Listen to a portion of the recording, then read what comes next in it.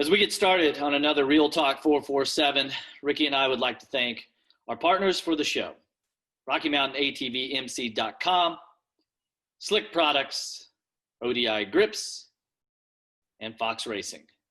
And make sure that you hit the like and subscribe buttons so you don't miss an episode.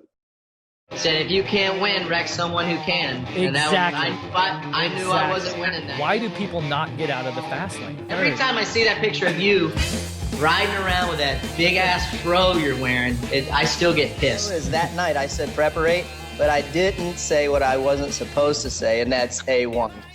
Hey everybody, welcome to another episode of Real Talk 447. I'm Jeff Emig. I've got Ricky Carmichael with me as always, and as you can see, we're going to dive right into it. We have Dave Prater from Monster Energy Supercross, Feld Entertainment. Big announcements today. Dave, welcome to Real Talk again, but you've announced the 2021 schedule. Yeah, thanks for having me, guys. It's an exciting day. We've been working hard for 7 months since this first happened on trying to keep things going and working toward 21 and the future. So it's an exciting day, and we were able to announce most of the schedule today, and we'll be working toward those final 4 rounds in the near future. So Ricky, let me jump in there with this first question. So I was thinking about it, leading up to this. I said, who has a voice in the decisions of the schedule? Like layout, like how many pieces of the puzzle do you have to put together to make this happen? Because it's not just Feld, it's sponsors, teams, riders, on down the line. Yeah, no, it's everyone. We basically start with our relationships with the venues, and we've had long-standing traditional relationships. We'll call it Angel Stadium, the Georgia Dome, with now Mercedes-Benz Stadium in Atlanta. So I think from the base, from the ground up, we start with a standard relationship with our venues, and then build from there. And years ago, call it the Georgia Dome, would just say, hey, when do you guys want to come and race? And as long as it wasn't football season, we really had any Saturday minus the football games to choose from. But as things have developed over the years, stadiums are in use more and more. So those available dates have started to be narrowed down. So I think really, first and foremost, is stadium availability. And that is the number one thing that dictates the schedule. From there, in this current pandemic environment, that becomes extremely limited. So we were watching the different areas, the different regions of the country, let alone cities, and just kind of in constant communication with those different venues that we have relationships with on where they were at locally and what they felt comfortable with. And so long story short, in a normal year, it's based on availability. And then once we get that availability, yes, there's some dialogue back and forth with all the players, and we come up with the best available schedule with what we have to work with. But in this case, really, it was just constant communication from March 14th when we were set up in Indy and had to cancel that event through today when we were able to announce the 21 schedule. So kind of a long-winded answer, but it's truly been a long process, and we're just ecstatic to be here today. Well, Dave, congratulations on today's announcement. I know everybody is really, really happy. It was great to see all the reposts on the social media sites, and I can't imagine what you guys have been going through with all the logistics, like you just explained, dealing with all the local state governments and what that looks like, the CDC and the local health departments. I'm sure there's all kinds of fun guidelines that we're all going to have to adhere by.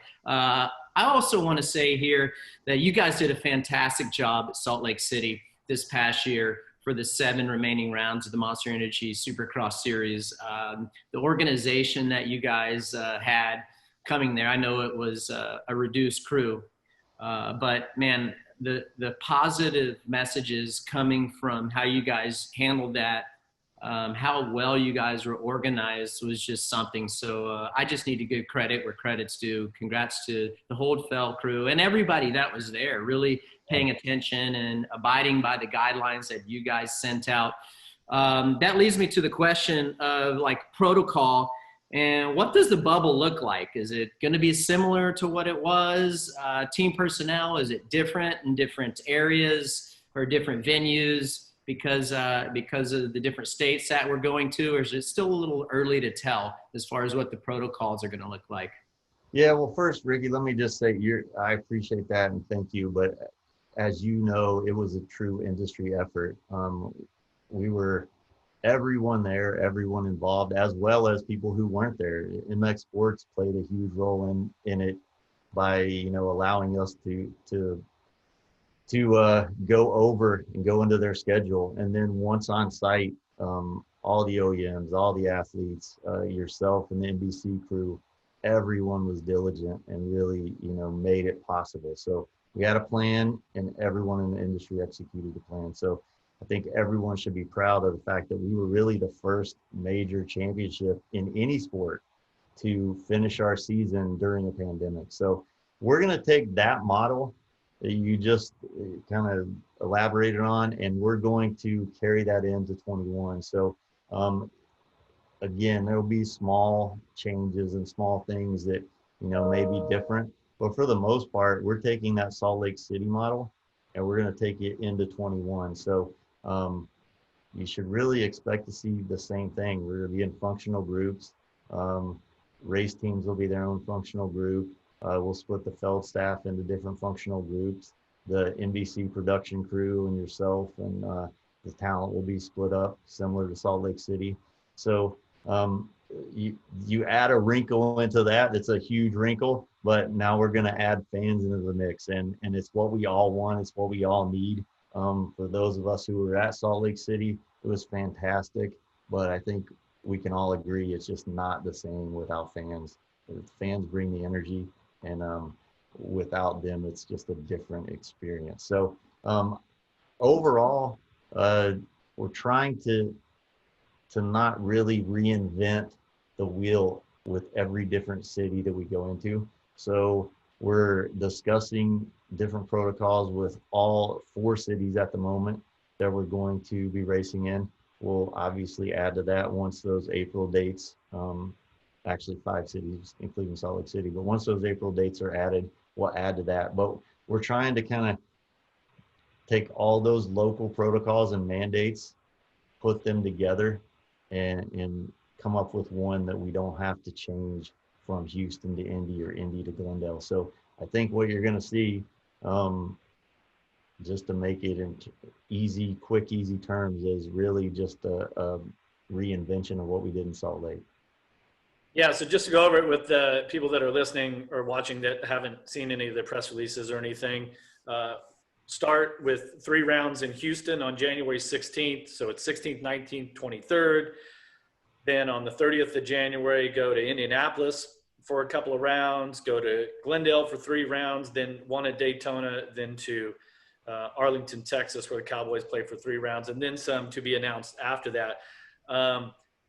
Obviously, when you're talking about the early part of January, these being the NFL stadiums, you have to be a little bit conscious of whether or not a team's going to go deep in the playoffs. And I think right now, it's probably safe to say, sorry, all you Texans fans, it's not looking like we're going to have to worry about them going deep into the playoffs. But, that's one of those things that you have to balance. And but for the first time in what I read 25 years, the championship starts someplace other than California. Right. No, you're right. And Jeff, back to your earlier question, like that's a good point. That's one thing that dictated this schedule was the teams that are playing in those venues. And so I was just telling someone earlier, we were ready to announce this schedule a few weeks ago. And then the Texans got a win and the Colts were looking pretty good. And, NFL venues are reluctant to book dates on playoff dates. And with everything that's going on with the NFL and the fact that they may have to go to a week 18 due to the COVID issues, with certain teams, it's all kind of been up in the air and fluid. So yeah, it was changing. We thought we had a pretty good schedule a few weeks ago, and we had to pump the brakes as things were developing in the And NFL. thoughts of moving the opener to Arlington, Texas after last weekend's Cowboys game? Yeah, that was Sorry, unfortunate Cowboys for all fans. you Cowboys fans. Yeah. Hey, Dave. So I think it's awesome. Some of these venues that we're going to, states we're going to, we're going to be able to have fans. I know the fans are chomping at the bit. It's going to be a heck of a Monster Energy Supercross championship that we're going to see in 2021. We got 3 champions competing. Again, previous champions. We haven't seen that in 4 or 5 years. So that's certainly going to be exciting. But with the reduced amount of fans that we're going to be able to have, is it the same percentage-wise fans that you're going to be allowed to have, say, as we're going to be able to have at Indy, Houston, Glendale, or is it different in each state?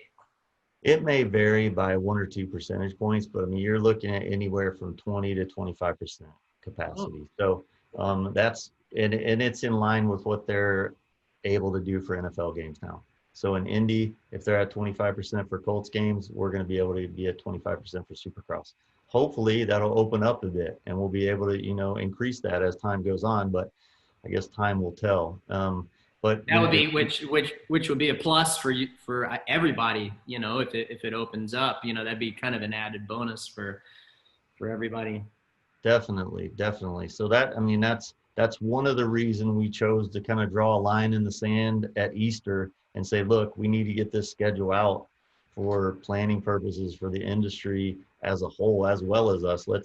We need to get something out. So let's focus on all these events prior to Easter, get them locked in, if it's at 20 to 25% capacity, and let's wait a bit and see how things develop. And maybe there's an opportunity that if things open up, we could do 5 different cities after Easter.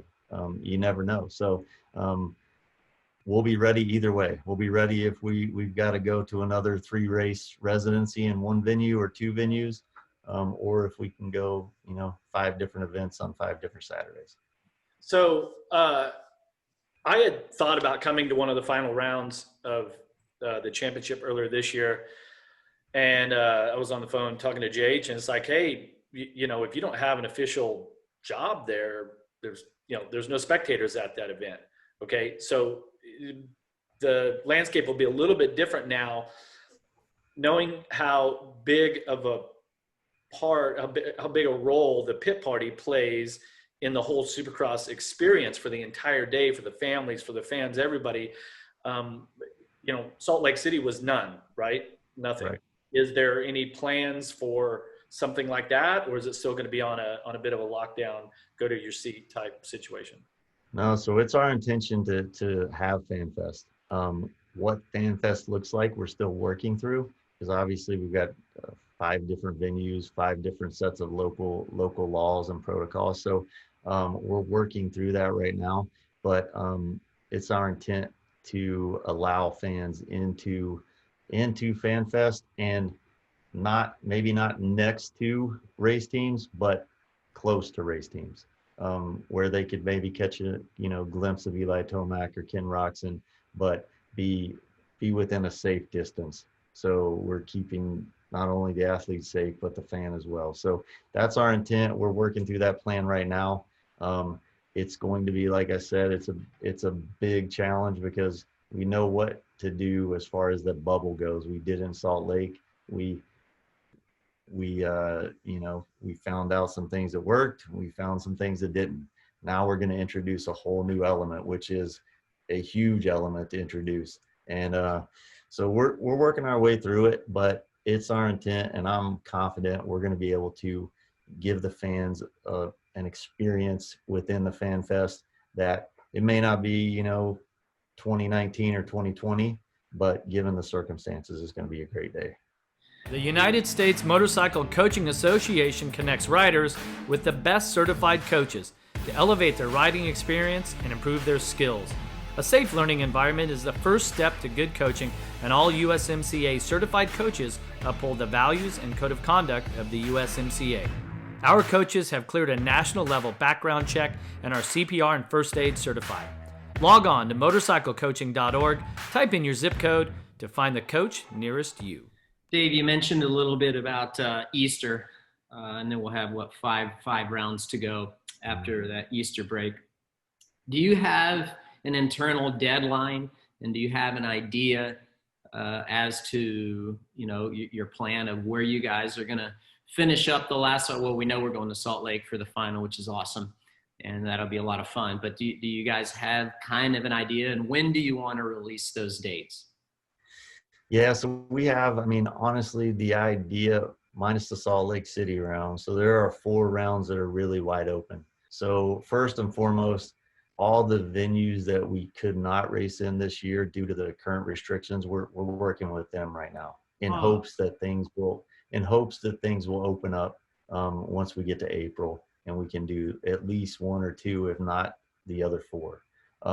And that, by that, I mean any of those events. So whether they were January events or April events, whatever's available, we want to be good partners, because obviously those stadiums want us to come and race as well. They want to hold events. They're hurting due to this, as we all are. So that's our starting point.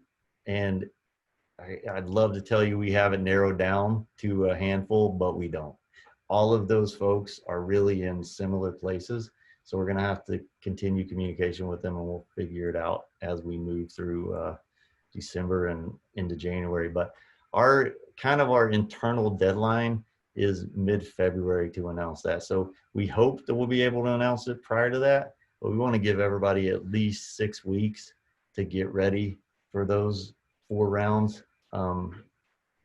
And we just think anything later than, mid-February kind of makes it hard on everyone. So that's our deadline. Like I said, hopefully we can announce it, in January, even December, but can't tell you that at the moment. So because of already having to create the protocols to finish the 2020 championship, I guess I assume that a lot of those issues that the input from the teams / riders would have already been worked out, and everyone was on the same page going into 2021. Was there any other obstacles from that standpoint, or feedback from what had to be done in 2020 that fed into next year's decisions? No, I think everybody, everyone lived it together, and we've continued our OEM and team calls from the week we got back from Salt Lake City all the way through the summer. There were a few weeks where we went 3 weeks without speaking to anyone, but for the most part, we were on a 2-week cadence. So we've kept everyone as up to date as possible. And some of those calls, honestly, were, hey, we don't have much to report, guys. We're still at this point, still talking to this venue, still looking at this date or that date. But just wanted to be, completely transparent in the process, keep them abreast of everything as it was developing. And to be honest with you, Jeff, the only real thing that anyone's brought up is just, and it's obvious, but exactly how this fan introduction is going to happen, especially with regards to Fan Fest, because it's somewhat easy to keep the bubble intact when the fans are in the stands and the teams are in the pits and the floor. But it's a new thing. It's honestly, I don't think anyone's done it or attempted to do it. So that was really, their main question is, what's that going to look like? How's the flow going to go? What's the separation going to be like? And so we've worked with them on that, and we'll continue to work with them on that as we develop it. Yeah. And I mean, Ricky, there's still close to 3 months before we actually get going again. I mean, a lot can change. We don't know what the wintertime is going to bring with the pandemic, things like that. There's not a lot of envy going on for your position and the hard decisions that you have to make now for months to come. Well, I'm thinking positive, man. I'm just hoping that things remain getting better, and that we can continue on the path that you guys released today. If it's the same and status quo and we haven't advanced and things aren't safer, at least you guys got a plan and you got a boilerplate from the protocol and the guidelines from Salt Lake City. So I'm confident at minimum we got that, and we're going to be able to watch some Monster Energy Supercross. But I want to turn it to a positive note, Dave. We raced on Wednesdays in Salt Lake. This year we got Super Tuesdays. From all of this, this pandemic and the mess that we've been in, do you think that that's been a positive? Which I certainly do. What is your take on that midweek race, and what do the fans think of that? No, I think it's been a positive. We've called it a forced experiment. So we've always, you want to experiment with things, but sometimes until you're forced to do it, it just doesn't happen. So it's been positive. As far as Salt Lake City, it was extremely positive. But there were different factors at play. So we were the only sport really that was back at the time. So there was nothing on a weekday night to watch. And that showed in our television numbers. Plus fans were just eager to watch Supercross again, obviously. So it's going to be interesting to see how those play out come January. But, like I said, it's a forced experiment, but we're going to continue to learn from it. And hopefully we develop, better ways of doing things.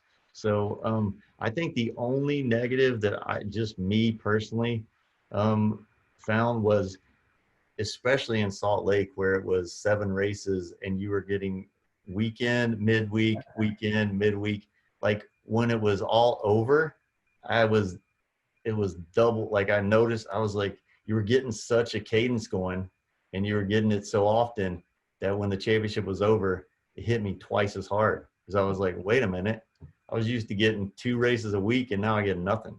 So I think that's probably the only negative that come out of it. Well, I mean, you think about what the mighty force of the NFL has had to go through in rescheduling their games. And now all of a sudden you have more games on Monday, games on Tuesday. So as far as look at it from the TV side of things, it used to be, you're not on Sunday or Sunday night or Monday night. All of a sudden this was, it's just going to be, bad for the TV ratings. But it seems like everybody in this time period, they're just making it work. And I think it's interesting for us to as far as Supercross, to go to Tuesdays now, which, the racing and the excitement has been so good that now you don't have to wait a week. You only wait a couple more days and you get it again. So it seems like that it's working out for the best. No, I agree. I think, like I said, that was the only negative to me, was that it was over, and it was nice getting those 2 races a week. So hope to continue that in 16. Hope to continue that in on January 16th in 21. So at least for the first part of the season, we will. Heck yeah. I think it's great. Once again, man, you guys have done a great job, as Jeff was asking you at the top of the show. Just, what does this look like logistically, and all the moving parts, and NFL teams, and, they're not winning and they start winning. Are they going to get on a roll? I couldn't imagine it. But, man, I'm so happy to see that we got 12 on the books already, and finishing up in Salt Lake City, and only 4 more places to find dates for you guys. So I think the whole Supercross, motocross community is happy. We're excited. I know I certainly am, Jeff. I know you are. Dave, you can hear it in your voice that you're excited, kind of get this put behind you. And Houston, NRG Stadium, you guys better be ready, because we're coming, right? That's right. It's going to be fun. Hey, so Dave, I see you got looks like a Villapoto signed helmet, a Ryan Dungey Wheaties box. I don't see any Ricky Carmichael stuff back there. Well, see, I didn't, I never asked Ryan for that box, and I never asked Villapoto for that helmet.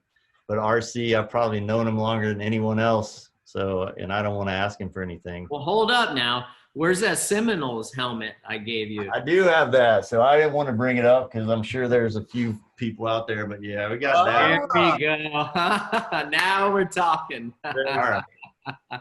So Ricky and I both have, a mutual love for the Seminoles, even though they've let us down the last few years. But That's a tough, we'll see. that's a tough love right there. Easy now, Fro. Easy Hey, now. I'm Seminoles fan too. I'm right there with you guys. I'm on board. All right. Yeah. All right, Dave. Well, thanks for your time. Ricky, you got anything else? No, just say kudos to you guys. Really excited. Thanks for coming on, Dave, Jeff, and I, and all of our listeners and viewers of Real Talk 447.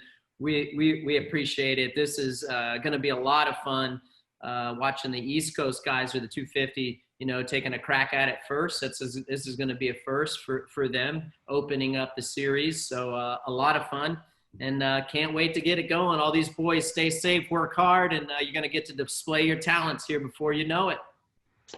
Yeah, definitely, guys. I appreciate you guys having me on, and looking forward to it. See you in a few months, and here we go again. It's going to be fun. All right, so anybody out there watching, listening, you want more information, go to supercrosslive.com.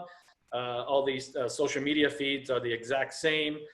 We appreciate you watching the show, listening to the show. Dave, thanks for coming on. Ricky, thanks as always. We appreciate it. Thanks to all of our listeners. If you guys are going out riding and you need stuff, make sure that you hit up RockyMountainATVMC.com. Slick products for all your bike wash needs, shine it up. ODI grips for bars and grips for your motorcycle, and of course Fox Racing for all of your apparel needs. That's it, guys. Thanks everybody. Thanks for listening. We'll take you away with the Andrew McKeag Band and This Old Line. See ya. Thanks, guys.